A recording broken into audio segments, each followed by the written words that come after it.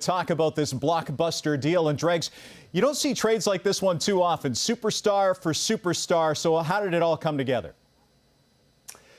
Well, bigger picture, Corey, it probably dates back to the pause when the trade speculation around Patrik Laine and the Winnipeg Jets first surfaced. I don't think that there's any question. Kevin Cheveldayoff did his due diligence. He talked to so many general managers at that point, including Jarmo Kekalainen of the Columbus Blue Jackets. Now, if we fast forward to how the deal was consummated, Jarmo Kekalainen felt like he needed to get a top center in return. That wasn't going to happen involving Winnipeg, and if you look around the National Hockey League, there was another team that was willing to give the type of package that the Winnipeg Jets offered up to Kekalainen and the Columbus Blue Jackets. So when Kekalainen realized the best deal that he was going to get involved Patrik Laine, a star of the Winnipeg Jets, then they made the deal happen. Now, because of COVID-19 and cross-border travel, we know that Dubois will not be able to suit up for the Jets right away.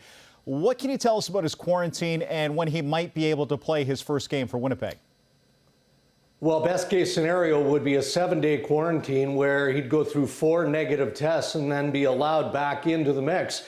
Very similar to how it was managed for the Canadian teams during training camp. I know that all 7 Canadian teams have put in a request to the Canadian government to go back to those restrictions of 7 days in training camp. Right now it sits at 14 days, so unless it's amended or Winnipeg gets that exemption, then obviously Pierre-Luc Dubois is going to be on the sidelines for the next 2 weeks. Now, Dubois is signed for just 1 more year after this one, but he'll still be an RFA.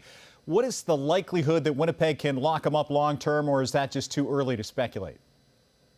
It is a little bit early, but what we can say is that there's no doubt that there will be interest from the Winnipeg Jets standpoint to begin a negotiation or at least a dialogue with Pierre-Luc Dubois' agent Pat Brisson as early as this summer. That's when you're allowed to talk about a contract extension. I mean, when you look at the magnitude of this trade involving Columbus and the Winnipeg Jets and the 2 primary stars in Pierre-Luc Dubois and in Patrik Laine, you do not make trades like this unless you are convinced and committed to trying to sign those players long term. Yeah, absolutely. It's going to be interesting, though, to watch the new player-coach dynamics here going forward. We saw how that relationship between Dubois and John Tortorella really deteriorated in the end.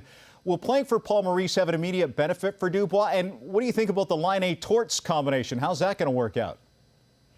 Well, if we start with Winnipeg and Paul Maurice and Pierre-Luc Dubois, look, I consider Paul Maurice to be the best communicator in the sport. So he is going to have no problem getting his message across to Pierre-Luc Dubois. And in the meantime, you know, he's also a coach who listens to the concerns of his players, and he puts a high premium on the position at center ice. So I think the dynamic between Maurice and Dubois is going to be fine.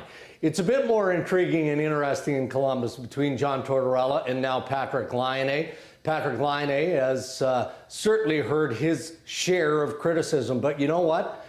He's going to help the Columbus Blue Jackets power play, and we know, because we've seen it a lot, Patrik Laine can flat out shoot the puck and score goals. And there isn't a coach in the National Hockey League that doesn't love when his star players are putting the puck in the net. So I think it's going to work well on both sides. Well, you told us last night it was imminent, and this morning it happened. Our hockey insider, Darren Dreger.